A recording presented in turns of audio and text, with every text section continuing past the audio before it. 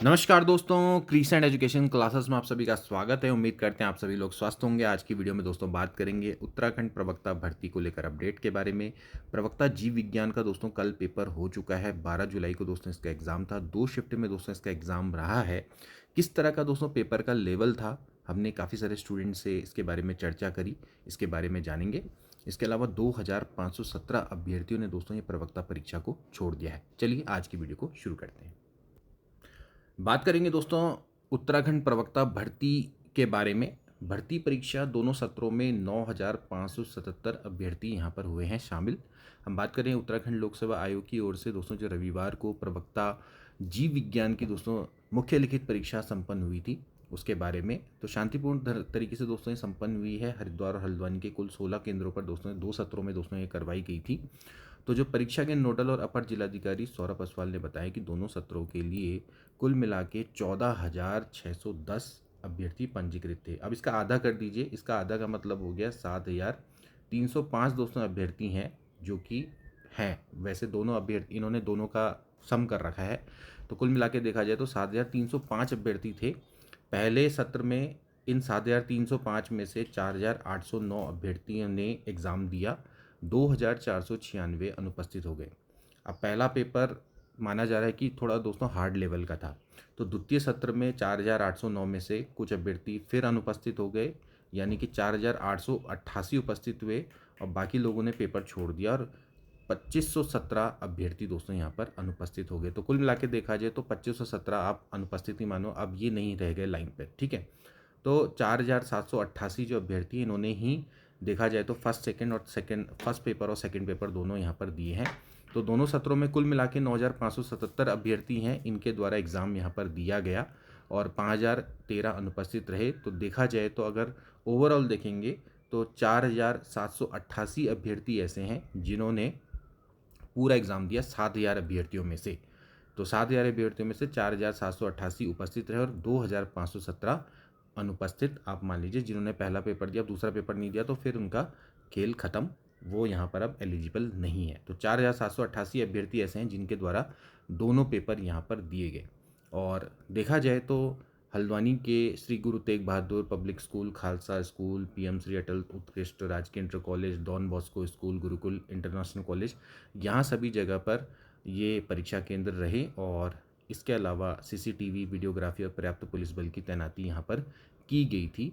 तो एडीएम के द्वारा ये बताया गया था कि ये जो परीक्षा है वो शांतिपूर्वक संपन्न हो गई।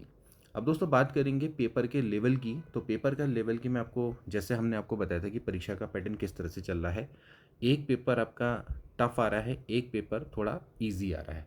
ये पैटर्न सभी परीक्षाओं में दोस्तों देखा गया है, चाहे हिंदी की परीक्षा हो, चाहे इतिहास की, फिजिक्स की, मैथ्स की, सभी एग्जाम में दोस्तों इस तरह का पैटर्न यहाँ पर देखने को मिला है। लास्ट टाइम भी दोस्तों मैंने आपको बताया था कि इसी तरह का पैटर्न देखने को मिल रहा है। प्रवक्ता जीव विज्ञान की दोस्तों बात करें तो पहला पेपर इसका जो अभ्यर्थियों से मुझे जानकारी मिली है हार्ड लेवल का दोस्तों आया था। हालांकि पेपर भी है मेरे पास, लेकिन उसको दिखाने का कोई आवश्यकता नहीं है। पहला पेपर दोस्तों आपका हार्ड लेवल का यहाँ पर आया था। ज़्यादातर जो क्वेश्चंस थे वो प्लांट से दोस्तों, आपके प्लांट किंगडम से दोस्तों आपके पूछे गए थे। वहीं दूसरे पेपर की बात करें तो वो थोड़ा सा ईजी लेवल का था। और पेपर की अगर मैं ओवरऑल बात करूँगा तो वो मॉडरेट टू हार्ड लेवल का दोस्तों यहाँ पर बोला जा रहा है। तो एक पेपर हार्ड लेवल है, एक पेपर आपका मॉडरेट लेवल का है।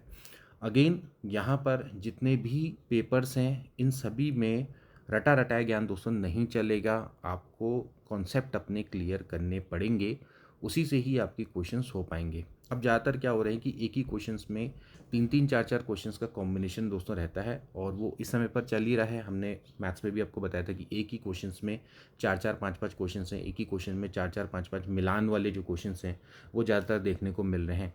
तो उसी हिसाब से आपको प्रिपेयर होना चाहिए। अब ऐसा नहीं है कि एक क्वेश्चन और एक ही प्रश्न में एक ही क्वेश्चंस देखने को मिल रहा है। एक ही प्रश्न में आपके मिलान वाले क्वेश्चंस देखने को मिल रहे हैं जिसमें कि आपको उनको सॉल्व करना पड़ रहा है। मैथ्स की मैं बात कर रहा हूँ, फिजिक्स की मैं बात कर रहा हूँ, और या फिर अगर वैसे पेपर हैं जैसे कि जीव विज्ञान है या हिंदी है या इतिहास है तो वहाँ पर आपको मिलान वाले क्वेश्चंस ज़्यादातर देखने को मिल रहे हैं। तो केवल और केवल आपको फैक्ट्स को नहीं पढ़ना है, आपको जो कॉन्सेप्ट्स हैं वो भी आपके दोस्तों पूरी तरह से क्लियर होने चाहिए। ये सभी परीक्षाओं में यहाँ पर देखा जा रहा है, चाहे आप गणित की दोस्तों बात करें, चाहे फिजिक्स की बात करें, चाहे आप जीव विज्ञान की भी दोस्तों बात करें, ये साइंस के जितने भी आपके पेपर हो रहे हैं तो बहुत कॉन्सेप्चुअल इनसे क्वेश्चन पूछे जा रहे हैं। मैथ्स में भी दोस्तों ऐसा रहा था कि पहला पेपर भले ही इजी दिख रहा था लेकिन वो टाइम कंज्यूमिंग काफ़ी था। सेकंड पेपर की बात करें तो सेकंड पेपर दोस्तों आपका अच्छे लेवल का दोस्तों पेपर था, जिसमें मतलब कि आपका जो पूरे कॉन्सेप्ट्स है वो आपके क्लियर होने चाहिए। तो सेकंड पेपर थोड़ा सा उसका अच्छे लेवल का था, थोड़ा हार्ड लेवल का था, मॉडरेट टू हार्ड लेवल का। और जबकि फर्स्ट पेपर था थोड़ा सा वो इजी लेवल पे कह सकते हैं, इजी और मॉडरेट लेवल के बीच में कह सकते हैं, क्योंकि क्वेश्चंस काफ़ी थे पहले वाले पेपर में। और कुछ भी कहो 150 प्रश्न में से आपके अगर 110 111 नंबर आ रहे हैं तो बहुत बड़ी बात है। इसमें इसमें भी लोग बहुत मुश्किल से रेयरली इतने नंबर ला पाए हैं, बहुत कम लोग हैं जिनके इतने नंबर आ पाए हैं, भले ही वो पेपर को ईजी कहें। तो तब भी देखा जाए तो आपके 70% लाना भी अपने आप में बहुत दुष्कर कार्य है इसमें। तो वही चीज़ यहाँ पर बाकी के साइंस के पेपर में भी चल रही है। अब आने वाले समय में सिविक्स का पेपर भी होगा, तो सिविक्स का पेपर भी आप इसी तरह से की दोस्तों उम्मीद रखेंगे कि केवल और केवल आपको सिंपल से फैक्ट्स नहीं पढ़ने हैं, आपको उसके पीछे का थोड़ा सा जो कॉन्सेप्ट है उसकी नॉलेज अच्छे से होनी चाहिए। इसमें मिलान वाले क्वेश्चंस आपको ज़्यादातर देखने को मिलेंगे और आपको उसी तरह से दोस्तों उसके लिए प्रिपेयर होके जाना है। सबसे इम्पॉर्टेंट चीज़ क्या है कि क्योंकि ये पेपर आपके 3-3 घंटे के होने जा रहे हैं, तो पहला पेपर 3 घंटे का, फिर दूसरा पेपर 3 घंटे का। और ख़ासकर जैसे मैं साइंस के स्टूडेंट की मैं बात करूँ तो उनके लिए सबसे इम्पॉर्टेंट है कि वो 3 घंटे और 3 घंटे यानी कि 6 घंटे पेपर देना है, 2 घंटे बीच में रेस्ट है, यानी कि कुल मिला के 8 घंटे। और उसमें भी 2 घंटे पहले सेंटर पे पहुंचना है, तो यानी कि 10 घंटे। तो 10 घंटे आपको अपनी एनर्जी को भी मेंटेन रखना है। तो इस कारण से वो कह रहा है कि कभी कभार फर्स्ट पेपर किसी का अच्छा जा रहा है लेकिन सेकंड पेपर में एनर्जी डाउन हो जा रही है, तो उस कारण से सेकंड पेपर को वो अच्छा नहीं दे पा रहे हैं। चाहे आ भी रहा हो तब भी काफ़ी मतलब मैंने लोगों का देखा कि फर्स्ट पेपर अच्छा जा रहा है तो सेकंड पेपर उनका उतना अच्छा नहीं जा रहा है। तो ये जो एनर्जी है इसको भी दोस्तों आपने मेंटेन रखना है थ्रू आउट योर एग्ज़ाम, क्योंकि काफ़ी लंबा ये एग्ज़ाम है, 3 घंटा सुबह 3 घंटा शाम को बीच में। तो बीच में जब भी आपको थोड़ा वर्क मतलब जब आपको गैप मिलता है तो उस समय पर आप हेल्दी चीज़ें कंज्यूम करें। आप चाहें तो मतलब कुछ ऐसी चीज़ें कंज्यूम कर सकते हैं जिससे कि आपकी एनर्जी बनी रहे, जैसे कि ब्लैक कॉफ़ी पी सकते हो, ठीक है। अगर एग खाते हो तो उबले अंडे खा सकते हो, मतलब मेरे अगर आप राय रहेगी। या कुछ ऐसी चीज़ें लो जिससे कि आपकी एनर्जी बनी रहे, तरावट आपकी बनी रहे, जिससे कि आप सेकेंड पेपर को और अच्छी एनर्जी से दे सको। क्योंकि अगर आप पहले एग्ज़ाम दे रहे हैं उसके बाद फिर एनर्जी डल हो जा रही है तो फिर आप सेकंड एग्ज़ाम आप अच्छे से नहीं दे पा रहे हो। तो इसलिए मैं आपसे कहूँगा कि आप लोग कुछ ऐसी चीज़ें बीच में जब आपको 2 घंटे मिलते हैं तो कुछ ऐसे हेल्दी चीज़ें लें जिससे कि आपकी एनर्जी मेंटेन रहे।